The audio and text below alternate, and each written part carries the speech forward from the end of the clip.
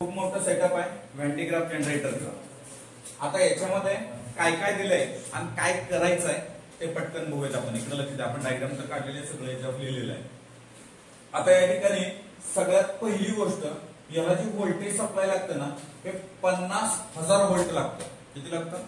50,000 volt DC supply लागतं। म्हणजे खूप मोठं व्होल्टेज लागणार आहे, आपलं रेग्युलरचं तर नाहीये। जर एवढं दिलेलं असं तर याचं काम काय हो? याला काय करायचं आहे? खूप हाय एनर्जी तयार करायची। काय करायचं आहे? खूप हाय एनर्जी म्हणजे काय? 10,000 व्होल्टच्या पुढे पण, म्हणजे 10 मेगा इलेक्ट्रॉन व्होल्ट इतकी आपल्याला एनर्जी हाय तयार करायची। कशासाठी सर? हे सगळ्यात महत्वाचं, एक तर चार्ज पार्टिकल ऍक्सेलरेट करण्यासाठी। सर कोणते कोणते चार्ज पार्टिकल? एक आहे प्रोटॉन, दुसरा आहे ड्यूटेरॉन, तिसरा आहे अल्फा पार्टिकल। या अशा टाइपच्या चार्ज पार्टिकलला आपल्याला ऍक्सेलरेट करण्यासाठी कोणाला वापरायचं? आपल्याला व्हॅन्टिग्राफ जनरेटरला वापरायचं। व्हॅन्टिग्राफ हे सायंटिस्टचं नाव आहे।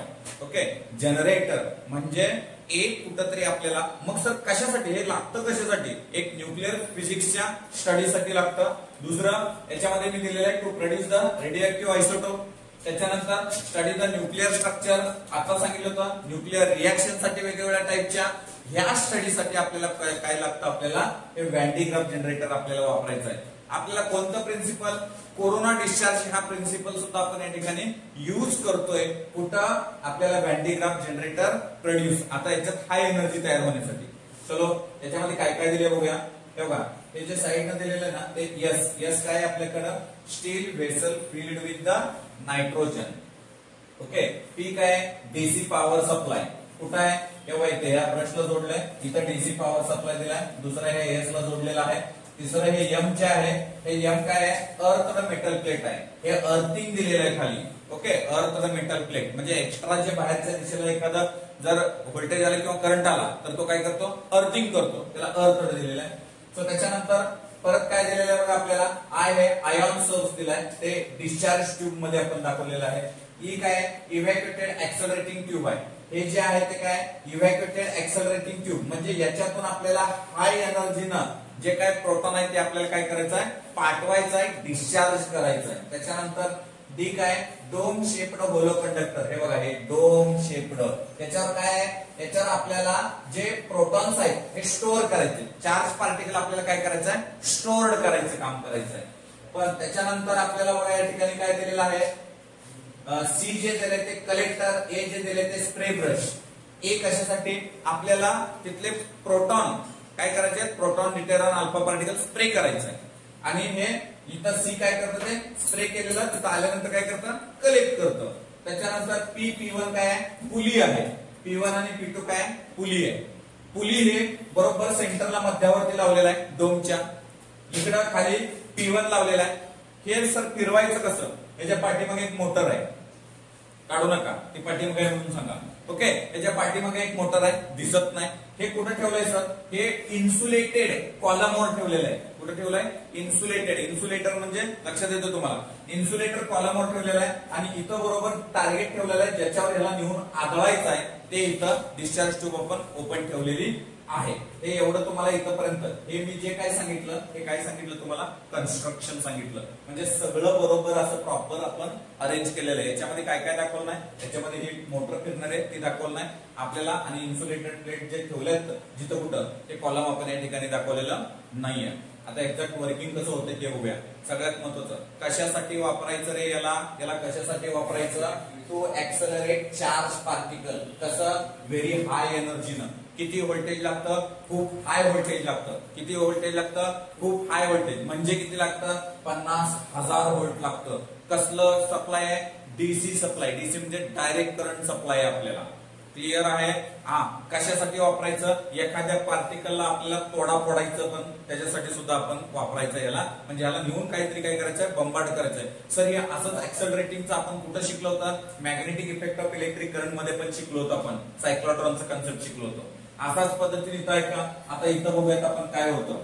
बाबांनो, मोटर ऑन करू, झाली ऑन। ओके, आता मोटर ऑन झाली म्हणजे पुली फिरायला चालू झालं। पुली फिरायला चालू झालं। आता हे पुली, हे जे आहे हे बी एक बेल्ट आहे। एक हा बेल्ट कसला आहे? हा रबरी असू शकतो बेल्ट. ओके, सो ह्या बेल्ट आपण याच्यावरनं, आता हे बेल्ट सर वापरायचे कशासाठी, सगळ्यात महत्वाचं, ज्या वेळेस हे ऑन झालं सगळं, याचं काम काय आहे, प्रोटॉन स्प्रे करायला चालू केलं. प्रोटॉन स्प्रे करायला चालू झालं की हे बेल्ट वरून असं मूव्ह व्हायला चालू जातं. मग हे बेल्टचं काम काय, या जागेवरून दुसऱ्या जागी आपल्याला काय न्यायचं आहे, प्रोटॉनला फक्त न्यायचं आहे. इथं हे काम काय करतं, कलेक्टर हे आलेलं सगळं काय करतं, कलेक्ट करतं. कलेक्ट करून कुठे टाकतं, या डोम मध्ये टाकायला चालू करतं, म्हणजे स्टोरेज मध्ये. सर हे जे आहे ना, हे व्हेसल हे नायट्रोजन फिल केलेलं असतं. त्याच्यामध्ये काय फिल केलेलं असतं, नायट्रोजन याला भरलेलं असतं, हे फिल केलेलं असतं. सर कशासाठी हे नायट्रोजन वापरायचं, आपल्याला नायट्रोजन एवढ्यासाठी वापरायचं आहे की हे डोम कुठं लिकेज होऊ नये किंवा लिकेज झालेलं लक्षात यावं म्हणून याच्यामध्ये काय भरलं जातं, नायट्रोजन आपण फिल करून ठेवलेलं असतं. कुणाला, या मेटल व्हेसलला. म्हणून हे फिल्ड विथ नायट्रोजन असं पण लिहिलेलं आहे. इथं बघा, steel vessel field with the nitrogen. हे आपल्याला लिकेज समजून यावं, कारण हे खूप हाय प्रेशर आहे आणि या हाय प्रेशर आपण तिथं काय करणार आहे, हे स्टोअर करणार आहे. याला कंटिन्युअसली स्टोअर करणार आहे. हे खूप खतरनाक व्होल्टेजवर जरा याला स्टोअर करतोय, तर आपण ह्याला इमॅजिनेशन करा की ह्याला किती आपल्याला प्रेशर मध्ये ह्याला काय करावं लागतं, स्टोअर करावं लागतं. म्हणून ते कुठेतरी लिकेज होऊ नये याच्यासाठी सुद्धा आपण त्याची प्रिकॉशन घेतलेली आहे. नायट्रोजन वरून लगेच लक्षात येईल की आपल्याला काय व्हायला लागले, हे लिकेज व्हायला लागलेलं आहे. मग आपण काय केलं, याच्यावर सर याच्यातलं राहिलेलं एखादं हे असं येईल ना बेल्टला, पुन्हा इकडे येईल, परत हे कलेक्ट होईल, परत इकडे येईल. मग एखाद्या याच्या समोरचं जे आहे ते अर्थ आहे, म्हणजे याला सोडून जरी आलं तर ते डायरेक्ट कुठे नेतं, पॉझिटिव्हचं याला सोडून जर आलेलं असेल तर ते सरळ सरळ याच्या समोर बेल्टचं लावलेलं असतं, म्हणून ते डायरेक्ट त्याला काय करतं, अर्थड करतं. म्हणून याच्यातले एखादे जरी ह्या बेल्टच्या बाहेरून आलेलं असेल तरी पण ते काय होईल, अर्थड होईल. म्हणून हे जे सगळं स्टोअर केलेलं फायनली काय होईल, हे जे आपण या डिस्चार्ज ट्यूब मध्ये दाखवलं नाही, ते एक्झॉस्ट कसं होतं ते दाखवलं नाही, पण इथं काय होतं की या डिस्चार्ज ट्यूब मधून एकदा हाय एनर्जी, हाय पोटेन्शियल याच्यात क्रिएट झालं, तयार झालं की आपण याला, या प्रोटॉनला इथून बरोबर आयन सोर्स मधून इथून काय केलं जातं, त्याला एक्झिट केलं जातं एक्झॉस्ट ट्यूब मधून. आणि ती इतकं हाय एनर्जी आहे, इथं परत त्याला अपोज केलं जातं आणि एकदम हाय एनर्जीनं एखाद्या टार्गेटवर घेऊन याला काय केलं जातं, बंबार्ड केलं जातं, आदळवलं जातं. म्हणजे इन द सेन्स हे फक्त खूप हाय एनर्जी तयार करण्यासाठी किंवा चार्ज पार्टिकलला व्हेरी हाय एनर्जीनं ऍक्सलरेट करण्यासाठी फक्त आपण या कोणाचा वापर करतो, व्हॅन डी ग्राफ जनरेटरचा यूज करतोय. अशा पद्धतीने याचं कन्स्ट्रक्शन आणि वर्किंग आहे. हे फक्त डायग्राम जेवढं बोर्डवर लिहिलं हे फक्त डायग्राम 2 मार्काला विचारले जाते, हे आणि हे लिहिलेलं, आणि त्याचं जर एक्सप्लेनेशन केलं तर हे क्वेश्चन किती मार्काला असू शकतो, आपल्याला 3 मार्काला असू शकतं. बाकी मी बोर्डवर काढलेला आहे, ड्रॉ करा.